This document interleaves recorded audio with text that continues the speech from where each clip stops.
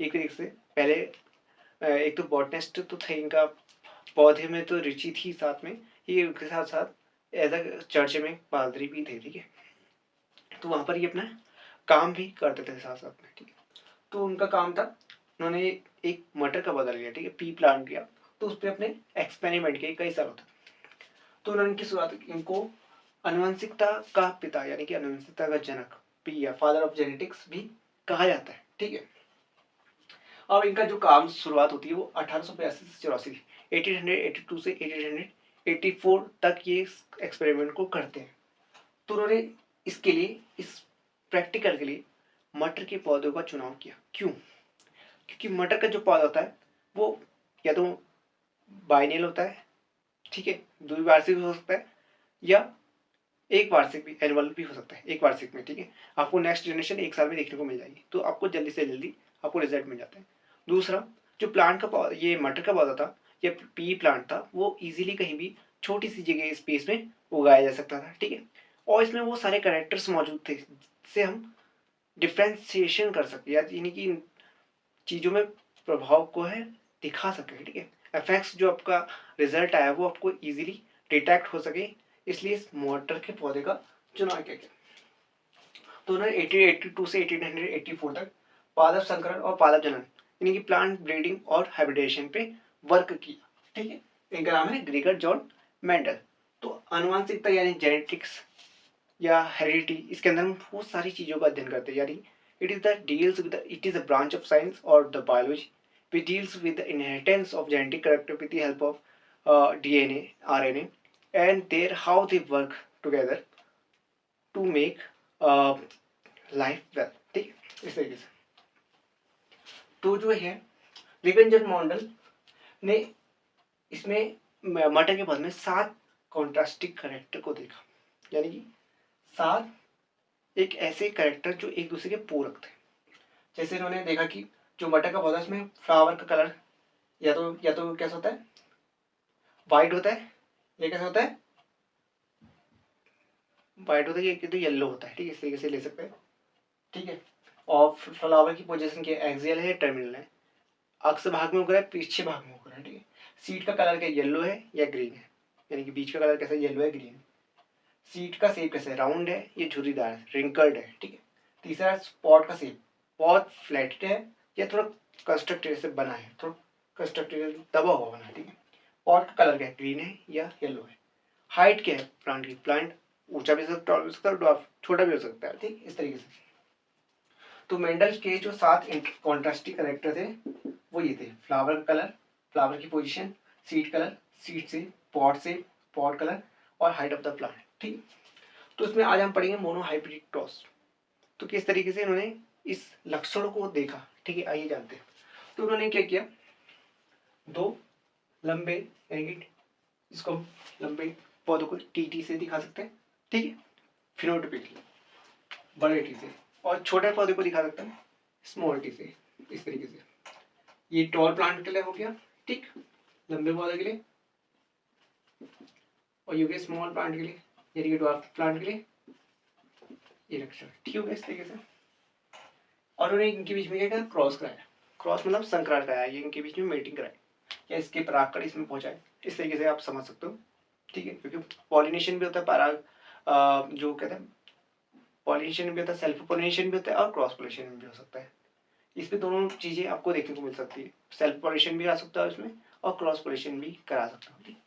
तो उन्होंने 2 पौधे लिए, एक बड़ा पौधा एक छोटा पौधा, स्मॉल पौधा और बड़ा पौधा, ठीक। इन दोनों के बीच इन्होंने क्रॉस कराया। तो जो इनके जो फर्स्ट जनरेशन, इनके बीच में क्या लिखी गई, इस तरीके से टी और बड़ा टी और एक छोटा टी, ठीक है।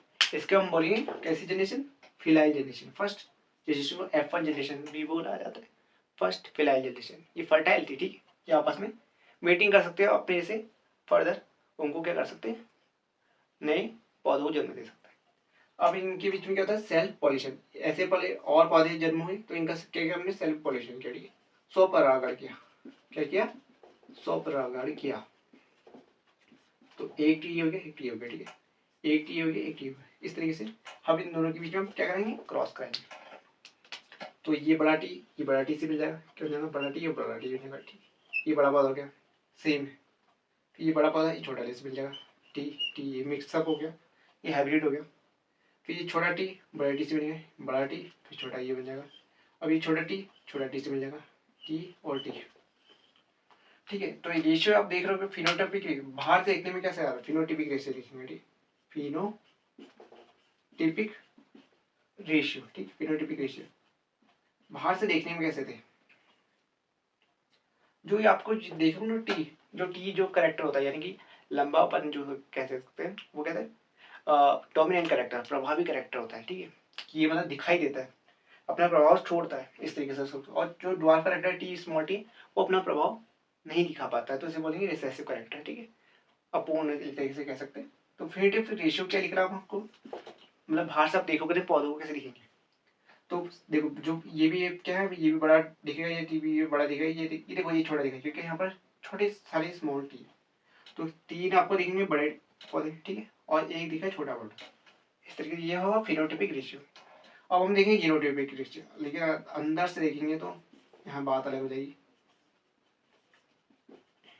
ठीक है। तो आपको देखोगे यहाँ पर एक तो प्योर टॉल है, ठीक है, एक प्योर टॉल है पूरा शुद्ध रूप से, दोनों टी समान है, और दो क्या है अशुद्ध है, एक बड़ा टी एक छोटा टी, तो ये दो क्योंकि हाइब्रिड हो गए, ठीक है, दो संकरण हो गए, और एक प्योर स्मॉल, ये ड्वार्फ है, तो ये गए 1:2:1। तो इस तरीके से फिनोटाइपिक रेशियो है, जीनोटाइपिक रेशियो, ये हमने किया मोनोहाइब्रिड क्रॉस, यानी कि एक कॉन्ट्रास्टिक करेक्टर को ध्यान में रखते हुए जब हम क्रॉस करते हैं after two plants, so we get the result the phenotypic ratio is 3:1 and the genotypic ratio is 1:1, ठीक है, this is the genotype। तो आपको एक बार मैं रिवीजन करा दूँ, आनुवंशिकता या जेनेटिक्स एक ऐसी ब्रांच है, ये जेनेटिक ऐसी ब्रांच है बायोलॉजी की या साइंस के, जिसमें हम अध्ययन करते हैं कैसे जो मनुष्य चाहे कोई भी जीव हो अपने कैसे संस्कृति को आगे बढ़ाने का प्रयास करता है with the help of small molecular biology molecules just like DNA, RNA, proteins, कैसे वो साथ आते हैं और किस तरीके से वो सेग्रीगेट या इंडिपेंडेंटली या वो एग्रीगेट होते हैं और जाके हमें लाइफ देखने को मिलती है, ठीक। तो ग्रेगर जर्म मेंडल ने 1882 से 1884 तक मेंडल ने पी के प्लांट यानी कि मटर की पौधे पर अध्ययन किया, जिसमें उन्होंने 7 कॉन्ट्रास्टिंग करेक्टर उसको उसकी खोज की। उसमें फ्लावर का कलर था, फ्लावर की पोजीशन थी, सीड का कलर क्या है, सीड का शेप क्या है, पॉट का शेप क्या है, पॉट का कलर क्या है, और हाइट ऑफ द प्लांट यानी कि पौधे की ऊंचाई क्या है, छोटा है या बड़ा है। तो उसमें हमने मोनोहाइब्रिड क्रॉस किया, एक एक करेक्टर्स यानी कि एक लक्षणों को ध्यान में रखते हुए जब हम पौधों को क्रॉस करेंगे, एक बड़ा पौधा एक छोटा पौधा, तो उनके बीच में जो संकरण कराएंगे तो एक हमें संकरण जाति उत्पन्न होगी, हाइब्रिड टी बड़ा टी और छोटा टी, ठीक है, ये उत्पन्न होगा। इसके बीच में अगर हम सेल्फ पोलिनेशन स्वपरागण की प्रक्रिया को करते हैं, स्वपरागण, इसको सेल्फ पोलिनेशन मतलब क्या होता है, स्वपरागण, ठीक है, इनके बीच में ही इसके परागकण इसमें उसी के वर्तिका आग्र में अगर हम डाल देते हैं तो फर्टिलाइजेशन होता है, तब इस प्रोसेस को बोलते हैं स्वपरागण यानी सेल्फ पोलिनेशन के होते हैं। इनके बीच में अगर हम क्रॉस पोलिनेशन करा देते हैं तो हमको बड़ा tea mix up tea and pure tea मिलता है, स्मॉल टी, ठीक है। तो इससे फिनोटाइपिक रेशियो 3:1 प्राप्त होता है, जीनोटाइपिक रेशियो 1:2:1 प्राप्त होता है। वैसे डायहाइब्रिड क्रॉस में हम 2 कॉन्ट्रास्टिंग करेक्टर को लेंगे, जैसे हमने यहाँ पे एक चाहे हमने ले लिया एक कॉन्ट्रास्टिंग ले लिया हाइट ऑफ द प्लांट, दूसरा हम कॉन्ट्रास्टिंग लेंगे फ्लावर ऑफ द कलर, चाहे वो व्हाइट कलर है पर्पल कलर हो रहा है, ठीक है, किस तरीके से एक पौधा लंबा हो रहा है और उसके साथ वो व्हाइट कलर का हो रहा है, और एक पौधा स्मॉल हो रहा है तो उसके साथ वो पर्पल कलर का, इस तरीके से हम 2 कॉन्ट्रास्टिंग करेक्टर बनाएंगे तो डायहाइब्रिड क्रॉस करेंगे, ठीक है। इस तरीके से आप एक्सपेरिमेंट को सीखिए, घर में जाके इसके क्वेश्चन बनाइए, ये क्योंकि नहीं मिलते उसमें बायोलॉजी में यही आता है, ठीक है। धन्यवाद।